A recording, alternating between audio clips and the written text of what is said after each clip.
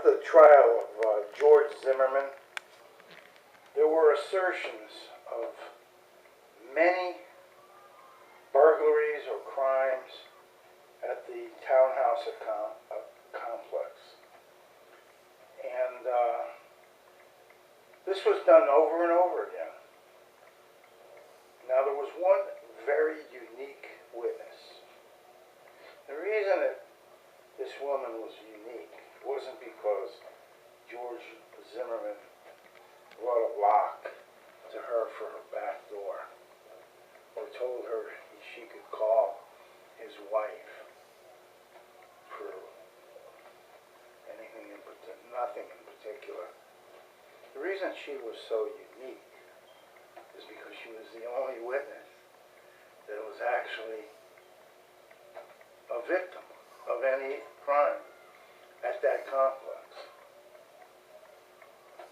Now, why would they only bring this one witness? Because maybe there were no other victims. Maybe these assertions were phony. What if the 5 calls that Zimmerman made, well, we know there was no victim of the Trayvon Martin call, except for Trayvon Martin. He was the victim. So, what if, when he said all the assholes got away, there were no assholes? What did they get away from? There were no crimes committed. So, aren't these simple, obvious questions that a reasonable person would want to know? That these lawyers that took all this time to prepare this prosecution would have learned about. What about the cop, Serino, when he had questioned Zimmerman for a period of hours? And this was all played at the trial, the video of this discussion, because that's all it was, a discussion between Serino and Zimmerman. You know, Serino was right there in the police station. He could get the police reports of each one of these calls that Zimmerman made and learn what happened when the police responded to the complex. He would learn that there was no victims, there were no crimes, there were no attempted crimes, and the assholes were basically ghosts. They didn't exist. He could never find these people. The cop could never find these people. They didn't exist. So how long do they cajole Zimmerman to be the watch, the captain watch, the captain? He wants to be a cop. He thinks, obviously, that this calling phony, false police reports about crimes that never happened would help him get a job as a cop. He went for rides in the police squad cars. He went to school to take courses. He went to a gym for a year trying to be taught how to fight. Because if you're going to arrest people, you have to be able to overcome them physically. And the gym instructor, the martial arts master, said Zimmerman was soft. He didn't learn anything. He couldn't. He couldn't physically. Now let's go into one more important fact that it was completely misconstrued by the entire prosecution, especially Tracy Morton, that's Trayvon's father, about who yelled help. Zimmerman yelled help. He told the cops it was Zimmerman's voice. And then when he gets to the witness stand, he's hemming and hawing. idiotic assumption that whoever won this fight must have started the fight. Well, Trayvon won the fight, but he definitely didn't start the fight, because we know that from Zimmerman's own mouth. He told the dispatcher that he was going after him. He's getting away. What's he getting away from? He's getting away from what? There's no crime to get away from. You see? So he stalks Trayvon. Trayvon was well aware of it. He called him a creepy ass cracker. Told a girl from Miami on the phone. And then he defended himself. He defended himself from the attack by Zimmerman, the physical attack. And he got the better of him, which wasn't hard to do. Knocked him down, punched him a few times, banged the back of his head against the sidewalk, had total command, but guess what he didn't do? He didn't take the gun.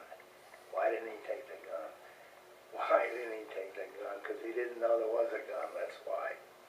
And then, when he finally got off of Zimmerman and let Zimmerman get up, Zimmerman got up, pulled the gun and bang, fired it right into his chest. Now how do we know that for a fact? By the autopsy. The gun was perpendicular to his chest. Okay? So he had to be standing up. He had to be standing up. He couldn't be laying down, pointing the gun at the guy's chest. Okay? He couldn't be doing that because the bullet went in this way. You see? So yeah, we're talking about evidence. We're talking about understanding the proceedings. We're talking about this judge sticking "stand your ground" on page 12 of jury instructions, basically hiding it. Okay? Why? Why? What's the point of it? What is the purpose of putting "stand your ground" on page 12? Jury instructions? There was never, ever anything to do with "stand your ground" throughout that trial. And Zimmerman refused to have a hearing on "stand your ground." So it was not even allowed to be part of the defense by law. So why was it in the jury instructions?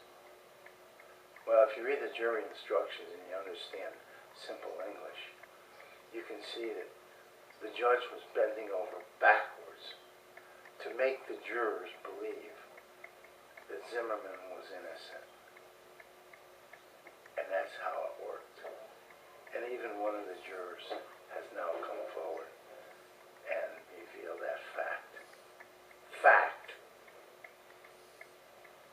So, we've been snookered again, which isn't hard to do, because Americans will believe anything that comes out of the tube by so-called experts like Jeffrey Toobin and all these other lawyers who don't have a clue. Or what are they doing? Are they just going to protect law enforcement like they did in the Rodney King case? Because that's what was going on here. It was because Zimmerman was allowed, he was released by Serino, who then claimed he believed Zimmerman. Well, is he just an idiot? Is Serino just an idiot with his 20 years experience as a cop? Or is it just simply perjury when he said he really believed Zimmerman? Well, now he's in court, okay, trying to make it appear that releasing him had some kind of justification when it had absolutely none. I mean, none. So that's all that's going on here. It's basically very simple. Just like the Rodney King case was very simple. And they've got everybody really confused. And the media is doing their part to confuse them, because I called Eric Deggans of the Tampa, what the hell is it? Some newspaper in Tampa. He didn't want to hear this. eyewitness. And he told me I was wrong because I said there was nothing in the instructions about stand your ground. And he was right. There was. It was on page 12, buried deep. So I did miss it. That's a true fact. I'll plead guilty to that. But it was on page 12 for a reason. Okay? So, go back and think about the unique witness, the only one who was a victim of a crime at the townhouse complex that Zimmerman was guarding with his life. Okay, folks. Okay, fools. Okay, suckers. Americans are in a trance and believe anything. Thank you.